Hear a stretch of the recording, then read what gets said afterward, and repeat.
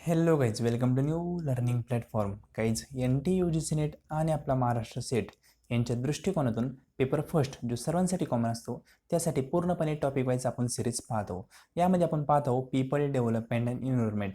याचे lecture number 4 आहे. याआधी मी 3 लेक्चर अपलोड केले आहे. ज्या विद्यार्थ्यांनी पाहिले नसतील त्यांनी कृपया ते पहा, नंतर हे लेक्चर पहा, कारण त्या लेक्चरच्या सिक्वेन्समध्येच आपण हे पूर्ण लेक्चर पाहणार आहोत. तर गाईज, यामध्ये टोटल आपण 8 मिशन पाहणार आहोत. कशाचे मिशन? तर national action plan on climate change, म्हणजे क्लायमेटबद्दल आपले 8 प्लॅन आहेत, 8 मिशन आहेत. ते मिशन आपल्याला एक्झामच्या दृष्टिकोनातून पाठ करून द्यायचे आहेत, कारण एक्झाममध्ये त्यातून क्वेश्चन येतोच.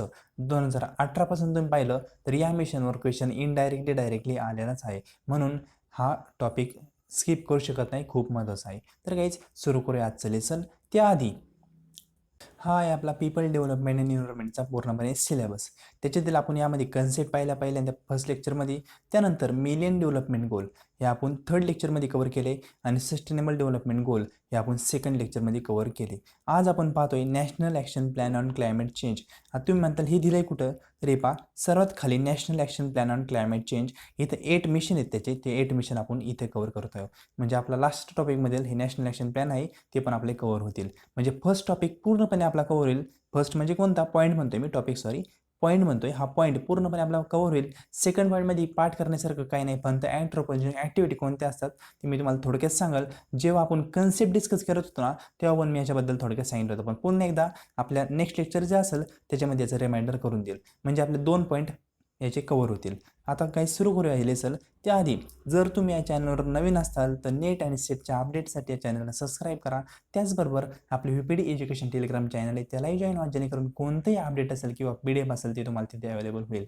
त्याचबरोबर काहीच आपण याआधी teaching aptitude, research aptitude, higher education, ICT हे 4ही टॉपिक पूर्णपणे कंप्लीट केलं आहे आणि आपण सायमल्टेनियसली आता पाहत आहोत पीपल डेव्हलपमेंट, एन्व्हायरमेंट आणि कम्युनिकेशन हे 2 टॉपिक आपण सायमल्टेनियसली कव्हर करत आहोत. तर काहीच हे टॉपिकचे ॲडव्हान्टेज घेण्यासाठी चॅनलला सबस्क्राईब करू शकता आणि VPD एज्युकेशन टेलिग्राम चॅनललाही जॉईन करू शकता. लिंक डिस्क्रिप्शनमध्ये सर्वांच्या दिलेल्या आहेत.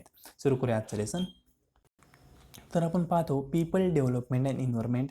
यामध्ये national action plan on climate change, म्हणजे यामध्ये फक्त टोटल 8 मिशन आहेत. ते मिशन आलते कधी हे पाठ करायचे आणि हे 8 मिशन महत्त्वाचे आहेत ते पाठ करायचे, कारण याबद्दल स्टॅटिक क्वेश्चन कमी विचारतात, पण जे मिशन आहेत ना ते मिशन दरवेळेस विचारत असतात, म्हणून मिशन पाठ करणं आपल्यासाठी गरजेचं आहे. आणि एक चांगली ट्रिक आहे माझ्याकडे पाठ करण्याची आहे, त्या ट्रिकनुसार आपण पाठ करू शकतो. जसं मी सस्टेनेबल डेव्हलपमेंटचे मी ट्रिक सांगितलं आहे, मिलियन डेव्हलपमेंटची इतकी खास नाही पण ट्रिक सांगितली आहे याची पण, आणि जे आपलं national action plan and climate चेंजचे 8 मिशन आहे ना याची सर्वात उत्तम ट्रिक आहे माझी दोन्हीपेक्षा, पण याची सर्वात भारी ट्रिक आहे. ती ट्रिक मी या व्हिडिओमध्ये सांगणार आहे कशा प्रकारे तुम्ही पाठ करू शकता. तर काहीच याबद्दल आपण थोडंसं स्टॅटिक क्वेश्चन येते पाहूया. तर हे पहा, याबद्दल थोडीशी माहिती मी इथं लिहिलेली आहे ती पहिले वाचतो. National action plan on climate change. आता यामध्ये आपण काय पाहणार, तर national action plan on climate change was formally launch on June 2008, म्हणजे 30 जून 2008ला काय झाले, लॉन्च झाले ते. आता त्याची पाठ करण्याची ट्रिक पण सांगतो. इयर 8 मिशन आहे 2008ला आलते, असं लक्षात ठेवू शकता. 8 मिशन 2008ला आलते, म्हणजे दोन्हीकडे पण काही 8 आहे, 2008 आणि 8च मिशन आहे. अशा प्रकारे तुम्ही इयर लक्षात ठेवू शकता. 8 मिशन 2008ला आलते, अशा प्रकारे लक्षात राहिले आपले इयर. नंतर national action plan on climate change identify major that promote development objective while also adding co benefit, म्हणजे co benefit for addressing climate change effectively, म्हणजे क्लायमेट चेंज कशा प्रकारे इफेक्टिव्ह करू शकतो आणि त्याच्याबद्दल जे ॲडव्हान्टेज आहे ते सर्वांना, म्हणजे कोऑपरेटने सर्वांना काय भेटलं पाहिजे, इक्वली भेटलं पाहिजे. या दृष्टिकोनातून नॅशनल ॲक्शन प्लॅन आहेत क्लायमेट चेंज संदर्भात ते गव्हर्नमेंटने अनाऊन्स केलेलं आहेत. आता हे टोटल 8 प्लॅन आहे, तुम्हाला आत्ता सांगितलं 2008ला आलते आणि 8च मिशन होते. तर 8च हे काय आहेत, प्लॅन आहेत किंवा मिशन आहेत. हे कोणते आहेत ते डायरेक्ट बघा. आता लक्षात त्याच्यामध्ये ठेवायचं काय, 2008ला आलते आणि टोटल 8 मिशन आहे, एवढं जरी लक्ष ठेवलं. बाकी माहिती विकिपीडियावर भरपूर माहिती, तुम्ही तिथून भरपूर माहिती वाचू शकता. कोणते पुस्तक घ्यायची गरज नाही, कारण कोणते आजकाल आपल्याकडे गुगल आहे, गुगलवर तुम्हाला कोणतीही माहिती भेटते. तुम्हाला फक्त टॉपिक माहीत असेल. आता मी टॉपिक इथं तुम्हाला सांगितलं national action plan on climate change महत्त्वाचं आहे, याच्यातले 8 मिशन मी ते घेणार आहे. त्याचबरोबर आलते कधी ते पण सांगितलं, पण आणखी पण माहिती तुम्ही वाचू शकता. काही माहिती एक्स्ट्रा आली पेपरला तर तुमच्याकडे मटेरियल असायला हवं, म्हणून गुगलवर सर्च करायचं national action plan on climate change. काही एक्स्ट्रा माहिती आहे ती डोळे खालून एकदा घालायची. जर पेपरला चुकून आला क्वेश्चन तर एकदा डोळे खालून गेले असल्यामुळं ऑप्शन 4 असतात, आपल्याला कळतं की कोणतं राईट असू शकतं कोणतं रॉंग असू शकतं. म्हणून लक्षात ठेवा. तर गुगल करत जा प्रत्येक कन्सेप्ट बाबतीत. आता आपण सुरू करू याचे काही प्लॅन किंवा मिशन. आता टोटल 8 मिशन मी तुम्हाला सांगितलं की फर्स्ट मिशन आणि 8 मिशन या संदर्भात पूर्णपणे एक ट्रिक आहे, त्या ट्रिकनुसार आपण पाहणार आहोत. त्याआधी कोणती मिशन आहे फक्त आपण एकदा नॉर्मलपणे वाचूया. National solar mission. सगळ्यात पहिलं मिशन कोणतं आहे? National solar mission. म्हणजे सोलर एनर्जी वाढवायची, ती सोलरचे प्लॅन्ट आहेत ते वाढवायचे, ते त्यालाच नॅशनल सोलर मिशन म्हणतात. आता हे नॅशनल सोलर मिशनमध्येच पहा, जे आपलं national solar mission on strategic alliance आपलं गुरुकुलाम इंडियामध्ये सुरू झालं नवीन, ते सर्वात मोठं सोलर मिशन आहे. याचा पार्ट आहे तो नॅशनल सोलर मिशन. नंतर सेकंड आहे national mission for enhance energy efficiency. म्हणजे एनर्जी वाढवणं, इफिशियन्सी वाढवणं. इफिशियन्सी म्हणजे कामगारांचा इफिशियन्सी ते वाढवणं, हे नॅशनल मिशन आहे आपलं 2 नंबरचं. नंतर national mission on sustainable habit, हे 3 नंबरचं मिशन आहे. नंतर 4 नंबरचं काय? नॅशनल वॉटर मिशन, म्हणजे वॉटर कन्झर्वेशन करणं ते वगैरे सर्व. नंतर 5 नंबरचं मिशन आहे national mission for sustaining Himalaya ecosystem. म्हणजे हिमालय इकोसिस्टीम आहे ती सस्टेनेबल ठेवायची, हे आपलं 5वं मिशन आहे. म्हणजे मेंटेन ठेवायची, सस्टेन म्हणजे मेंटेन ठेवायची. 6वं मिशन आहे national mission for green India. Green India ठेवायचं सर्वपणे, म्हणजे हरित क्रांती म्हणतो आपण ते. नंतर 7वं मिशन आहे national mission for sustainable agriculture. म्हणजे ॲग्रिकल्चर पण काय करायचं? सस्टेन ठेवायचं, कमी होता कामा नये. नंतर 8वं लास्टचं मिशन आहे national mission strategic knowledge for climate change. National mission for strategic knowledge for climate change. आपले टोटल 8 मिशन झाले. आता 8 मिशन तुम्हाला फक्त त्याचे नावं लक्षात ठेवले तरीच सफिशियंट आहे. डीपमध्ये माहिती तुम्ही गोळा केली तर वेल अँड गुड, नाही केली तरीही चालू शकतं. कारण डीपमध्ये आत्तापर्यंत क्वेश्चन विचारला नाही, आला तर डायरेक्ट म्हणजे याचं मिशनवरच क्वेश्चन येतो, किंवा ह्याचे इयर्स वगैरे आहेत ते तुम्हाला मी आधी सांगितले, ते त्याच्यावर क्वेश्चन येतो. म्हणून हे मिशन फक्त विचारले तर डायरेक्ट मिशन विचारतात, याच्यामध्ये डीपमध्ये जायची गरज नाही. वाटलंच तर तुम्ही टाईम फ्री असताल तर गुगलवर जाऊन तुम्ही सर्च करू शकता या मिशनमध्ये येतं काय डीपमध्ये थोडंसं. तर आपण याची ट्रिक सांगूया की 8 मिशन हे कोणते तुम्हाला वाचून दाखवले, त्याबद्दल थोडक्यात पण सांगितलं. टोटल 8 मिशनबद्दल आता ट्रिक सांगतो. नीट आहे का? ट्रिक सोपी आहे, लक्षात राहायला पण चांगली आहे. आता हे पहा, आता स्टोरी अशी आहे की इंडियामधील गुजरातमध्ये खूप गरमी होती, असं आपण गृहीत धरू. गुजरात किंवा कोणतं एखादं राष्ट्र, तिथं गरमी होती. म्हणून तिथं काय केलं आपण? सोलर उभारलं. सर्वात पहिल्यांदा काय आपण? सोलर उभारले. सोलर उभारले त्यामुळे आपल्याला काय झालं? एनर्जी आणि इफिशियन्सी भेटली. 2 मिशन झाले क्लिअर. सोलर उभारलं त्यामुळे एनर्जी इफिशियन्सी भेटली. आता माणूस असा प्राणी, त्याला एखादी गोष्ट 1-2 दिवस भेटली की त्याला त्याची सवय होती.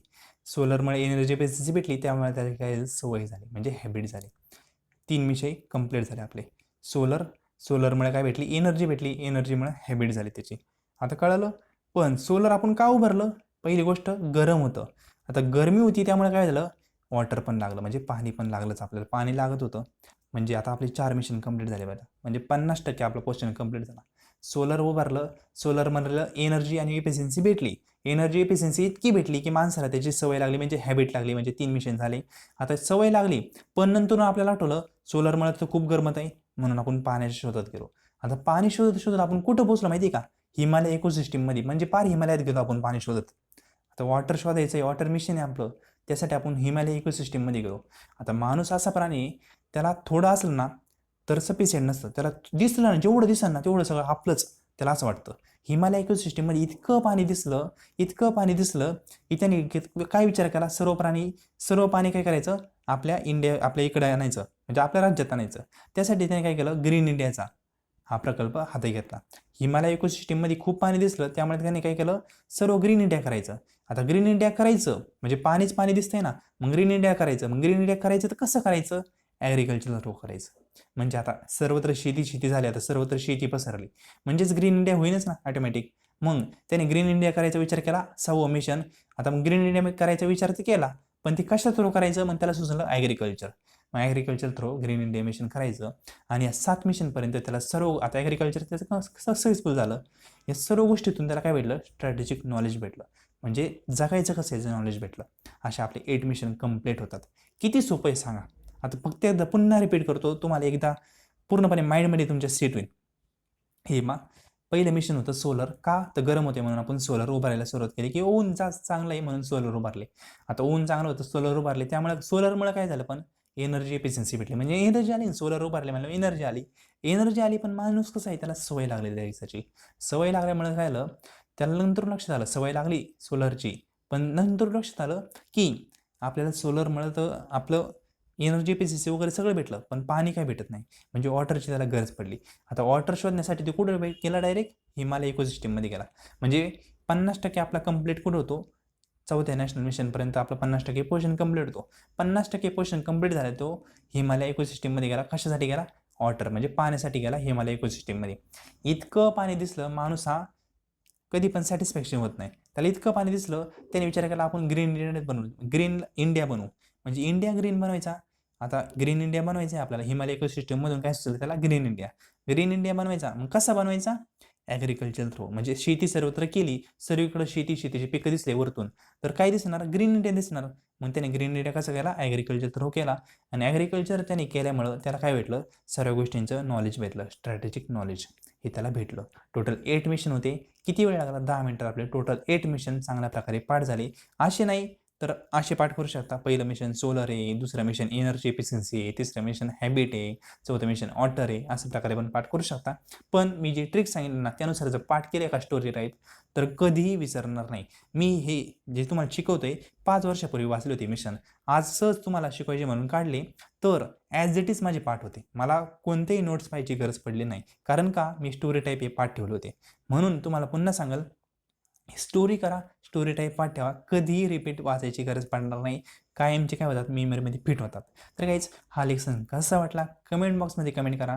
आणि जर तुम्हाला ही स्टोरी कळली नसेल तर एकदा पुन्हा व्हिडिओ थोडा रिकॅप करा, मागे घ्या आणि पुन्हा एकदा स्टोरी ऐका. तुम्हाला योग्य प्रकारे कळतील. कारण काय आहे माहिती आहे गाईज, तुम्ही नेट देताय, सेट देताय, का देताय? तुम्हाला टीचर व्हायचं आहे. टीचर व्हायचं आहे ना, मग शिकवायचं कसं हे पण तुम्ही शिकत चला. कारण शिक्षकात तुम्ही पाहता बरेच विद्यार्थी GRF होतात, तरी ते काय म्हणतात? जॉबच भेटत नाही. कशी भेटणार जॉब? इंटरव्ह्यूमध्येच तुम्ही पास होत नाही. कारण का? त्यांना शिकवायचं कसं, कन्सेप्ट क्लिअरिटी किती, त्यांचं ते महत्त्वाचं असतं. आता नेट सेट होऊनही विद्यार्थ्यांना जॉब भेटत नाही, त्याचं रिझन पण तेच असतं. महत्त्वाच्या गोष्टी म्हणजे की नेट सेट असतात, JRF असतात, पण इंटरव्ह्यूमध्ये ते फेल होतात. कारण इंटरव्ह्यूमध्ये म्हणजे म्हणतो मी वशिला वगैरे ते असतात गोष्टी, पण इंटरव्ह्यूमध्ये तुम्ही जर चांगलाच परफॉर्मन्स दिला ना, तर कॉलेज कुठेतरी कॉम्प्रोमाइज करून तुम्हालाही घेतं. फक्त तुमचं काय पाहिजे? कन्सेप्ट क्लिअरिटी पाहिजे, समोरच्याला ते एक्सप्लेन करता आली पाहिजे गोष्ट. म्हणून शिकता शिकता शिकवायचं कसं हे आपण गोष्टी शिकत चला. हे खूप महत्त्वाचे आहेत. कारण तुम्ही नेट सेट देताय म्हणजे तुम्हाला काहीतरी शिकवायचं आहे समोरच्यांना, या दृष्टिकोनातून तुम्ही शिकत जा. तर काहीच व्हिडिओ आवडला असला तर कमेंट बॉक्समध्ये कमेंट करा आणि आपल्या मित्रांशी शेअर करा, जेणेकरून त्यांना याचा ॲडव्हान्टेज घेता येईल. व्हिडिओ पाहिल्याबद्दल थँक्यू.